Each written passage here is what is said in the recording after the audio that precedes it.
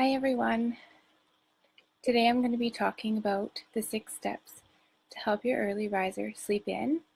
But before we get started, I'd like to just introduce myself. I'm Lynette Harper, a certified baby and toddler sleep consultant and the founder of Serene Sleep Solutions. If you can hear me, go ahead and give me a like so that we can get started. Also, feel free to tag any of your friends in the comments if you feel that they would benefit from this live video today. Also, feel free to comment or post questions throughout the live video, and I'll be having a question and answer session at the end. And if you're watching in the live rebroadcast, feel free to post questions as well or email me and I'll get back to you later on. So before we get started with the steps, I'd like to also say just that there will be a special offer at the end, so stay tuned for that. Now, first thing, let's establish what is classed as an early riser. If you have an early riser, you can let me know what time they wake up at. I like to think as an early riser, it's anything that's earlier than 6:30. So if you have a baby that's waking up before 6:30, that is definitely an early riser. First thing I'd like to establish is the first step. We'll get right into that, is that don't get your baby up before it's time to get up. So if they're going to bed at 7:30, then don't be getting them up before 7:30 in the morning.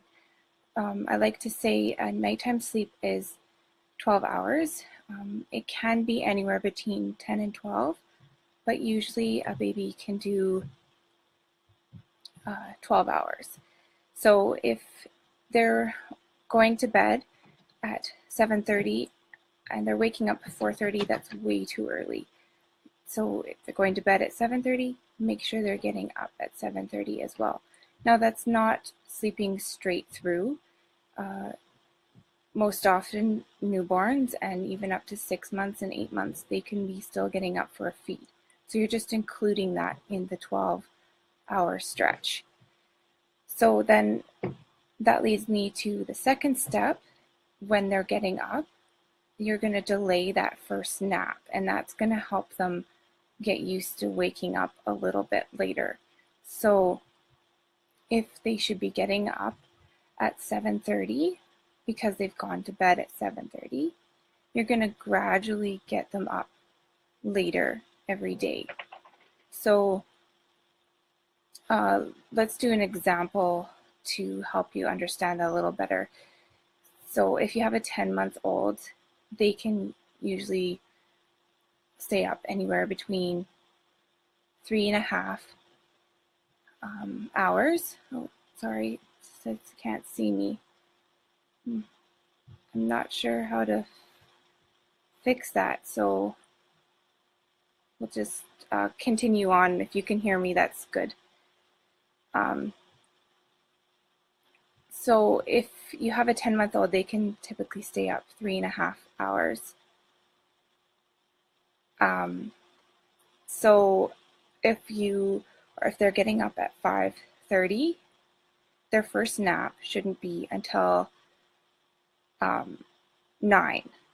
So often when babies are getting up too early, they can't quite stay up for that 3.5 hours because they haven't gotten that full night's sleep and they're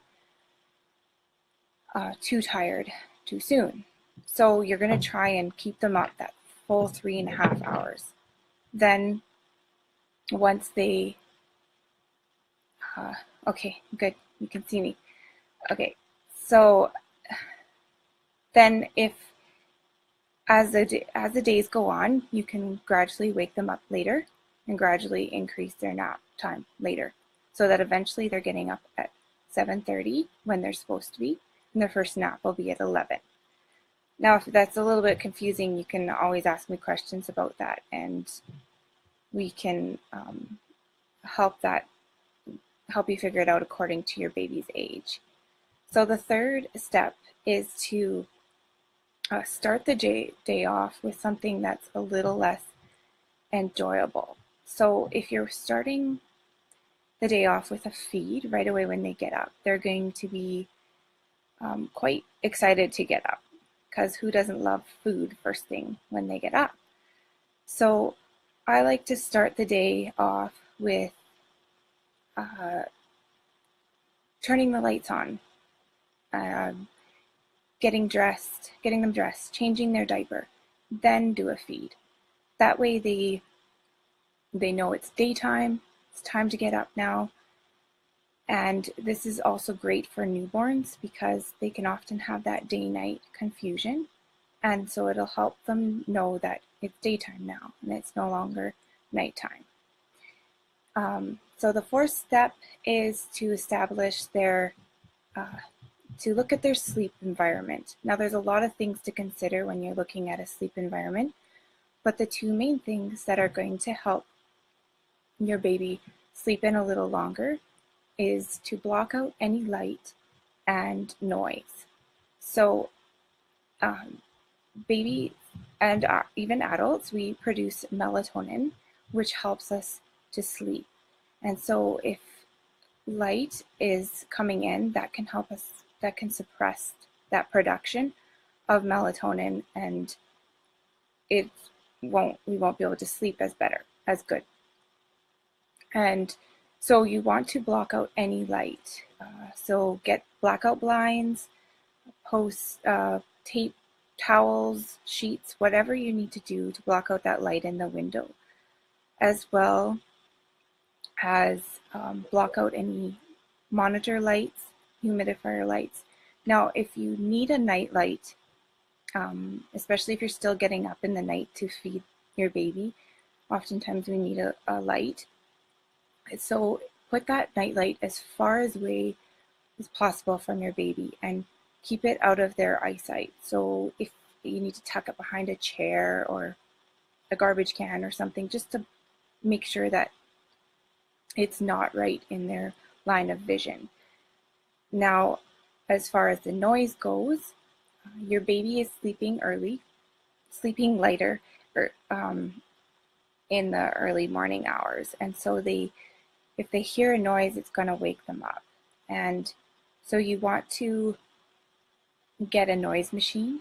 And it doesn't have to be anything that's really loud, just a soft, soothing background noise. And that can even be a fan or even a humidifier. And so that'll help block out any noise from maybe if you have an early riser, next door neighbor makes lots of noise, or maybe you or your spouse get up early in the morning to get ready for work and it's not time for your baby to get up yet. So step number 5 is to assess your baby's daytime schedule. So if your baby is overtired, they're going to be waking up early in the morning. So you need to look at, are they staying awake the right amount of time? Are they sleeping enough during the day? Are they getting enough nap time sleep? And also another problem is if they're getting too much daytime sleep. That can be possible. That can prevent them from sleeping in a little bit longer in the mornings. Let's look at bedtimes. If you have a set bedtime for your baby, feel free to let me know. I like to say a bedtime is anywhere between 6:30 and 8:30. No later than 8:30. It's better for them to have more hours before midnight as much as possible, and nothing before 6:30. Now, if you have a newborn, it's okay if they need to go to bed at 9. That little bit of extra time is good, because if they're cluster feeding or they need that extra feed, it'll help them sleep better. Also, if you have, if you're nursing or feeding them in the night, that gives them the extra, it gives mom the extra hour or so stretch when she goes to bed. Now, the last step, that's the most important step, is to be consistent. Babies thrive off of consistency, and that goes for anything regarding sleep. So figure out what steps you need to make the change in your baby's sleep and stick with it. It could take maybe a week or two, maybe even 3 weeks before you're seeing consistent later wake up time. You want to, maybe you don't need to take all these steps and change everything, but maybe there's just 1 or 2 steps that you need to change. And then, like I say, just be consistent with it, and you will eventually see a change in their sleeping in later. Now, here's the special offer I have for you all today, and that is 15% off all my sleep packages, as well as an extra 1-hour phone call during that consultation.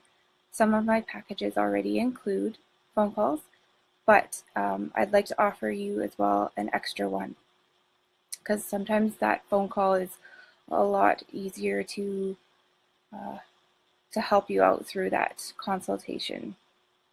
Now, you can just email me at serenesleepsolutions@gmail.com with the subject Tranquilo, and that will and we will send you the discounted price. I'll put my email in the comments right now so that you can have easy access to that.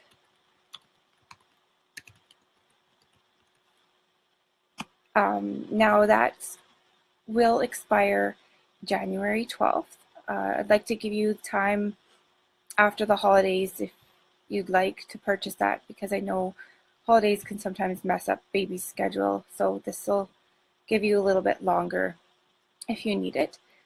Now, the other thing I'd like to mention for to let you all know is that I have a very important sleeper Facebook group that I'd love for you all to join. Now, this just gives you the opportunity to ask me questions anytime, and there's special promotions I offer and just a couple of different fun things that I do just to help it a little bit more fun with your baby's sleep, so that we don't all have to stress out about it. So I'll post that link in the comments as well. Then you can feel free to join that. Okay, and now for some questions. Go ahead and post your questions. I'll look back to see if there's been any posted.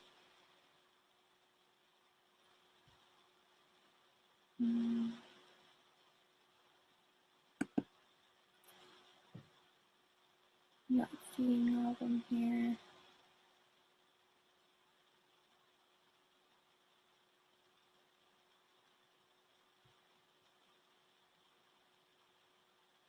We'll just give a few minutes for people to post questions here.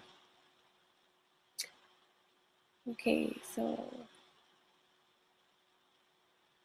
Lorna, what would a 3-month-old sleep schedule look like? Okay, so at 3 months, they don't really have a set schedule, so you're going to just go by their awake times. If you, what you can do to help create a little bit more of a schedule is to get them up at the same time every day and put them to bed at the same time every day. So for a 3-month-old, it's okay to have that little bit of later bedtime. Still going to be needing feedings most likely in the night, so you can say an 8:30 bedtime and then get them up at 8:30 every morning. and then they have a wake time of an hour to an hour and a half. So if you stick with that throughout the day, you'll start to see a little bit of a consistent schedule as they get older.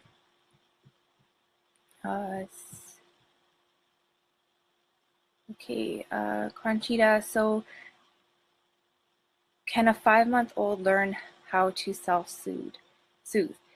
Yes, a 5-month-old, that's a great time to start teaching them to self-soothe. They've already created sleep props at 5 months old, so you're going to want to get started on that right away. And it doesn't mean that it has to be any cry it out method. You can use gentle methods definitely at that age to teach them how to self-soothe. Okay. Kristen, okay, how do I know, oh, it just disappeared here. How do I know if my baby is getting enough sleep? Okay, so if a good sign is to look at how they're acting. So an overtired baby is going to be clingy, they're going to be crying lots, they're going to be rubbing their eyes, yawning. So that's a good sign that your baby's not getting enough sleep. So if your baby's not having any of those signs, then it's a good chance that they're getting enough sleep. And if you're following their awake times and following the amount of sleep that they need according to their age, it's a good chance that they're getting enough sleep.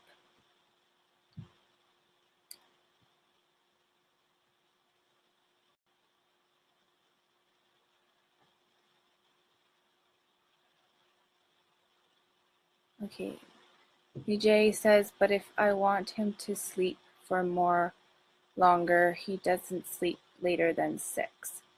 Okay, so you're just going to follow through with those steps and just keep him in his room until it's time. I don't know what time he's going to bed at, but maybe you said that earlier here. He's getting to bed at 7, maybe, is that what you said? And you want him to get up at 7 in the morning. So you're just going to keep him in his room. Don't keep him in his room for that whole hour to begin with, because he's probably going to get quite upset. And if you're delaying that nap till I don't know how old he is, but if you're delaying that nap gradually, then he's not going to get so overtired. So maybe start by 15 minutes. Every morning you can increase it by 15 minutes, or every couple days by 15 minutes, just so then he isn't going to get overtired and he's not going to start to hate his room because he's just in there forever. Okay.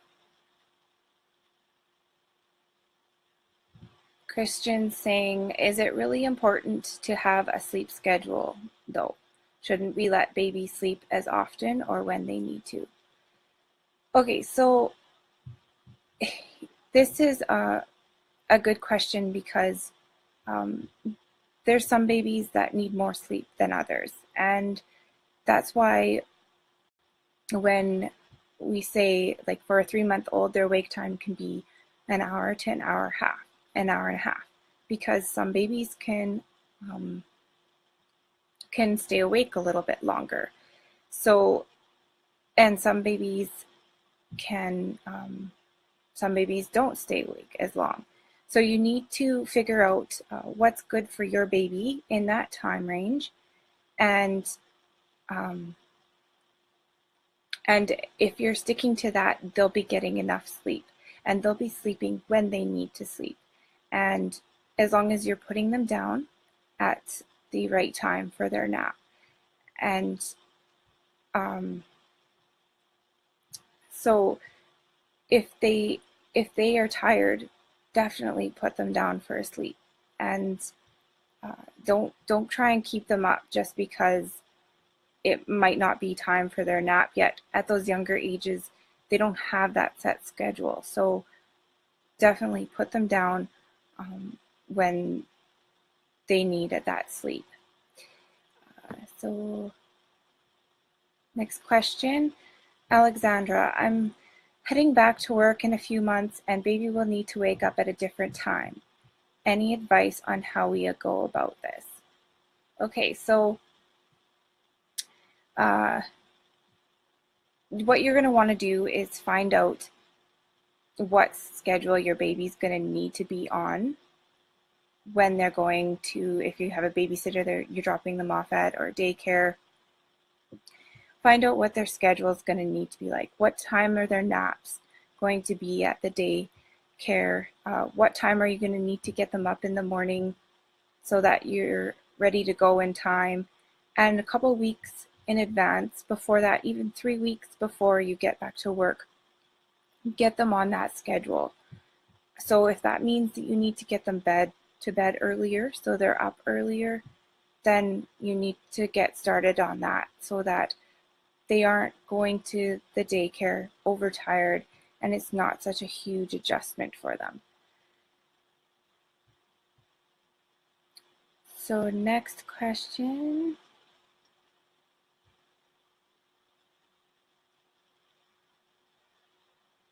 Kristen, once baby is on a set schedule, what happens when I need to change it? Will it be like starting from scratch?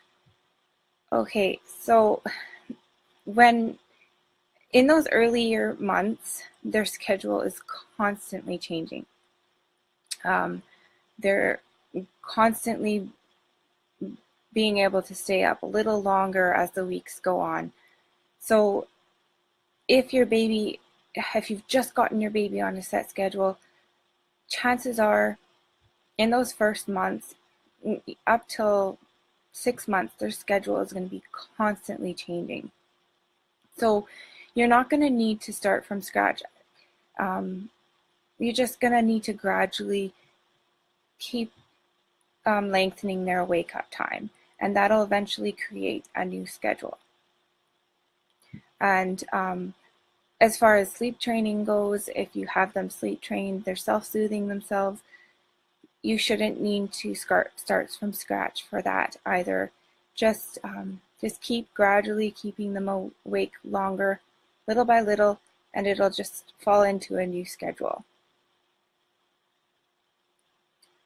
We have a couple more questions here.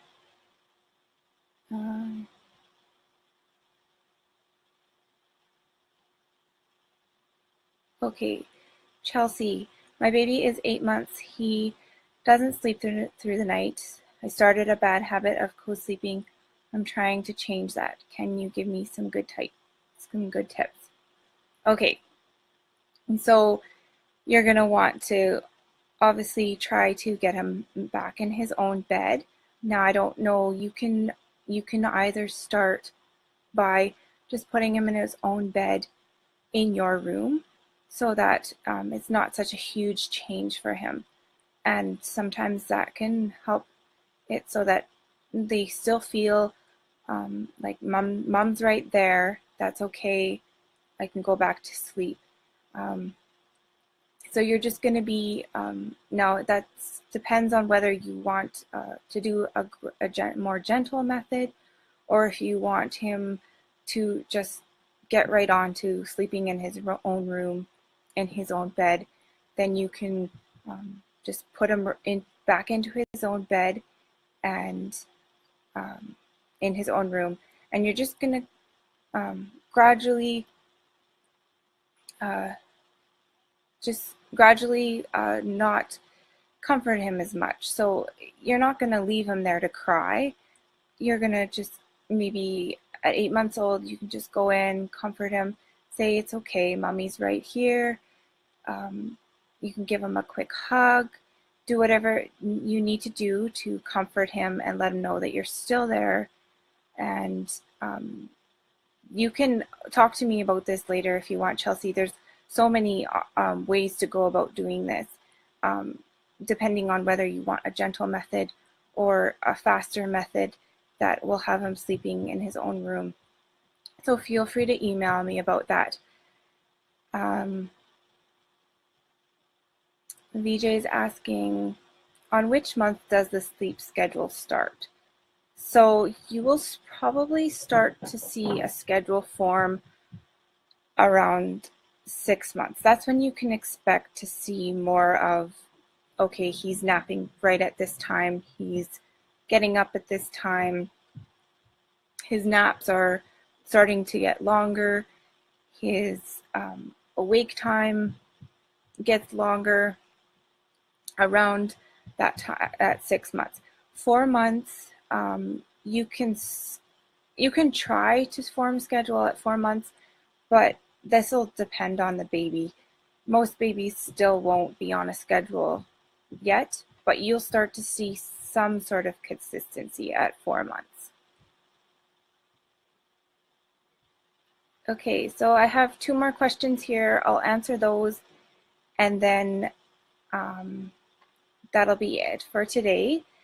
So VJ is also asking, putting the baby to bed is definitely a pain to my hands. Any sleeping ideas other than these 6 steps? So, okay.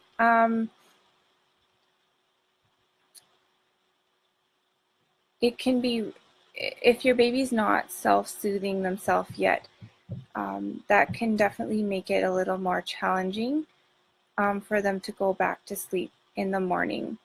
Now, I'm not sure, maybe you want to send me an email, VJ, and we can maybe even set up a phone call and learn more about your baby's situation, and we can discuss what steps need to be taken. If it's more than just an early riser,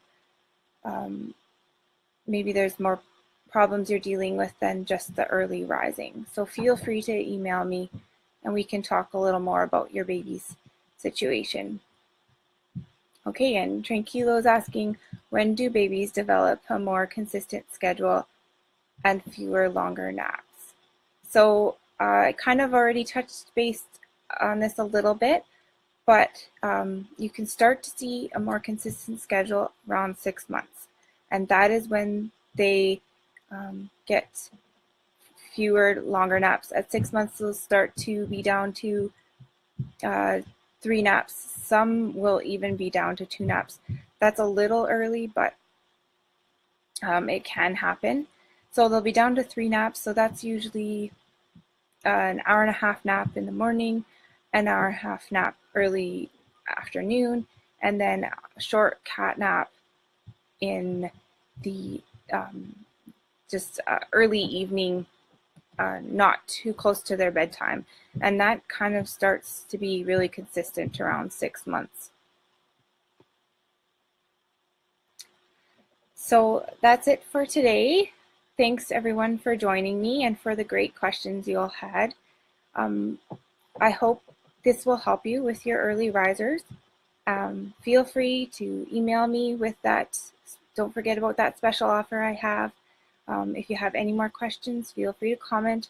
I'll check back later on and see if there's more questions. And hopefully this helps all of you today. Thank you for joining. Bye.